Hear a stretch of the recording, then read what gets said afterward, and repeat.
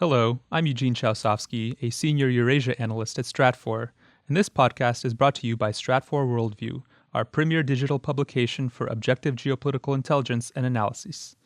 Individual, team, and enterprise memberships are available at worldview.stratfor.com/subscribe.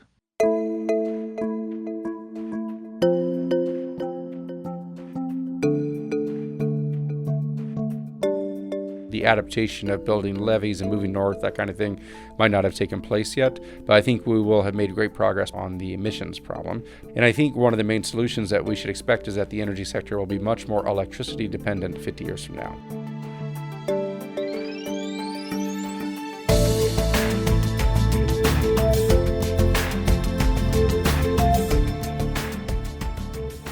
Welcome to the Stratfor Talks podcast from Stratfor.com. I'm Faisal Pervez. Today, we're talking about the true interconnectedness of the world's power and the rapid change in global structure that is underway. But I'm not talking about competing great powers in the world order. I'm talking about energy and its role in both accelerating civilization and threatening it.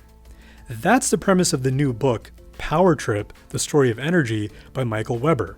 He's the Chief Science and Technology Officer at ENGIE, a global energy and infrastructure company, and a professor of mechanical engineering at the University of Texas at Austin. Weber writes that there is no other physical resource so deeply interlaced with all life on Earth. It is also central to the 7 pillars of geopolitics, underpinning the geography, politics, economics, security, history, society, and technology of every country in the world. Dr. Weber recently stopped by the Stratfor studio to speak with the team about energy and to share some thoughts with senior global analyst Matthew Bay. Here's their conversation. I'm Matthew Bay. I'm a senior global analyst here at Stratfor, and today with me is Dr. Michael Weber to talk about his new book, Power Trip: The Story of Energy. So thank you for coming here. Thank you for doing this podcast with us. I guess my first question that I always like to start off with when talking about other people's books is, what was your intent behind the book? So I wrote Power Trip really from the motivation of trying to reach a bigger audience with the way I teach and think about energy. I've been teaching energy classes at the University of Texas for well over a decade, pulling together different stories and ways to share some of the lessons of energy with a broader audience.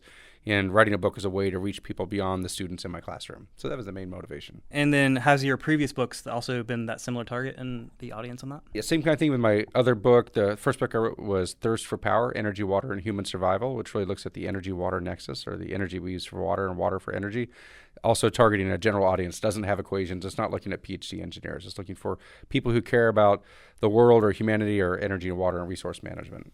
So your book, it talks a lot about, 5 different demographic problems that everybody's facing and challenges, and also a bunch of different energy trends and the kind of, the nexus between them. Can you kind of explain on that? Yeah, I see 6 demographic trends and 3 technology trends that are very relevant for energy. The 6 demographic trends are population growth and economic growth, urbanization, industrialization, electrification, and motorization, which means there are more of us getting richer, moving into cities from farm to factory, and then once we get access to energy and wealth, wanting electric devices or appliances, as well as mobility with cars.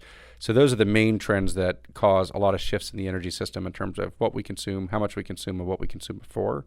On top of that are 3 technology trends of decreasing resource intensity for goods and services, increasing information intensity for those same goods and services, and increasing customization or decentralization.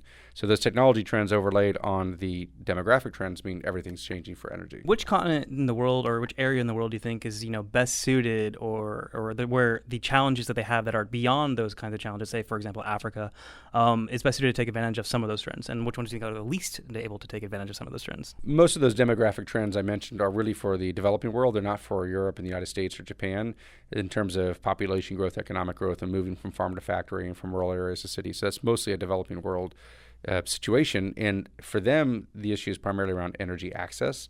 In the United States and Europe, it might be around decreasing the impacts for energy use, but for those other regions, just getting access to enough energy would make a big difference. So in your book, you talk about how in the 1800s, Chicago, the Great Fire, that allowed it to build up and basically become a modern city by essentially starting from scratch.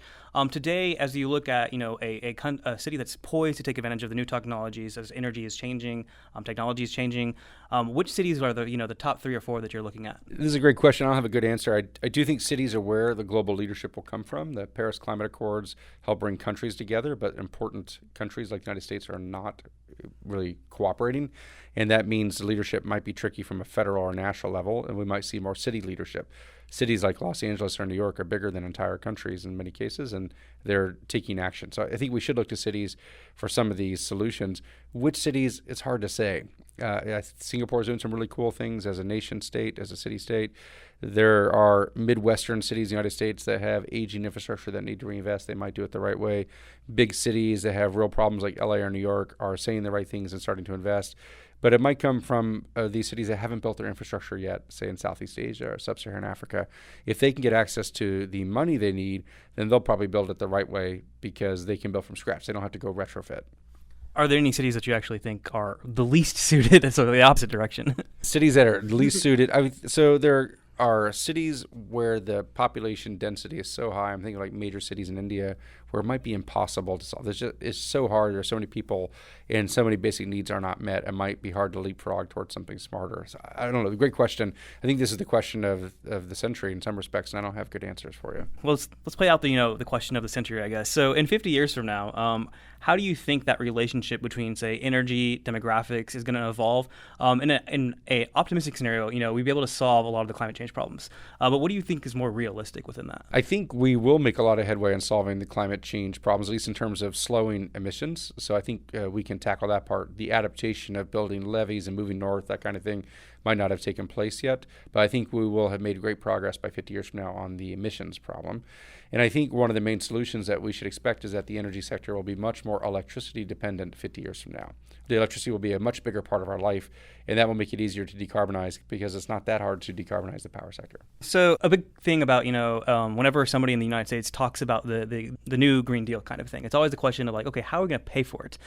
So this is obviously a big problem when talking about any kind of transformation. I mean, everything has been expensive in the past when we transformed our economies to become more dependent on data. We had to have years of investment into, building up the data infrastructure.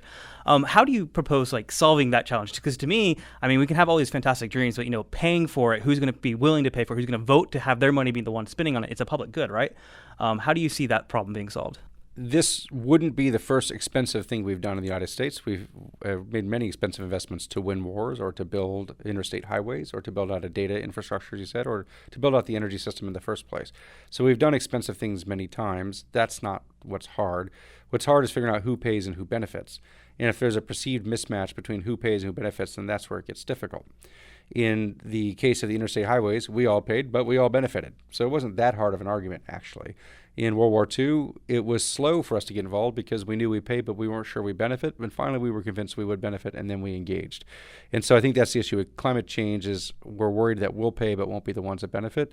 And in some respects, there's a lot of truth to that because the people who will suffer the most haven't been born yet. And when they are born, it'll be halfway around the world in Bangladesh and other places. So we feel like we'll be paying, other people will benefit, and that makes it a little more difficult.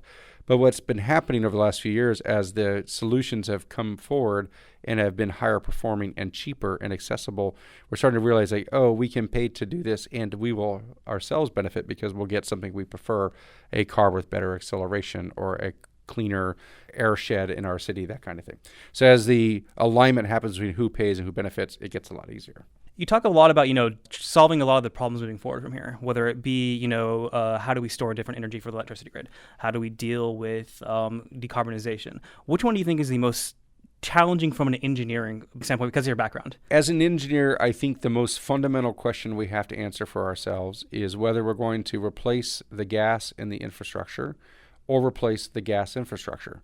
And by that, I mean natural gas. We use natural gas as a source of heat for cooking and water heating in our homes. We use it for chemicals and factories. We use it for power generation. And it's pretty clean, but not perfectly clean. So we either need to replace that gas with a cleaner form of gas, which might be biogas or gas manufactured from the atmosphere or something like that, or replace that gas infrastructure with something else, maybe a hydrogen infrastructure or methanol or ammonia or electricity. And that's an important multi-trillion-dollar question. Are we going to replace the gas or replace the gas infrastructure to achieve the same goods and services? Thank you, Dr. Weber. This is clearly going to be a fascinating question to watch evolve over the next coming decades. Thank you very much.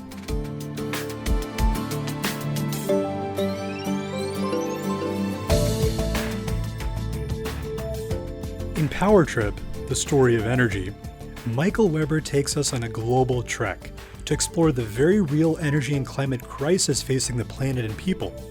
He argues that an energy crisis with imminent global risk is real, but solvable. We'll include details on how to purchase the book in the show notes, along with links to Stratfor Analysis on the geopolitics of energy. And keep your eye out for Weber's upcoming series on PBS. If you're interested in learning how Stratfor can help you with analytical tools to visualize and anticipate those areas in the world where your interests and operations are at greatest risk, be sure to visit us at stratfor.com/enterprise. If you have a question about this podcast or even an idea for the next one, please email us at podcast@stratfor.com. And please, take a moment to leave a review on the podcast page in iTunes or wherever you listen. We really appreciate your feedback. For more geopolitical intelligence, links, and fun facts about what goes into forecasting world events, be sure to follow us on Twitter @Stratfor. Thanks for listening.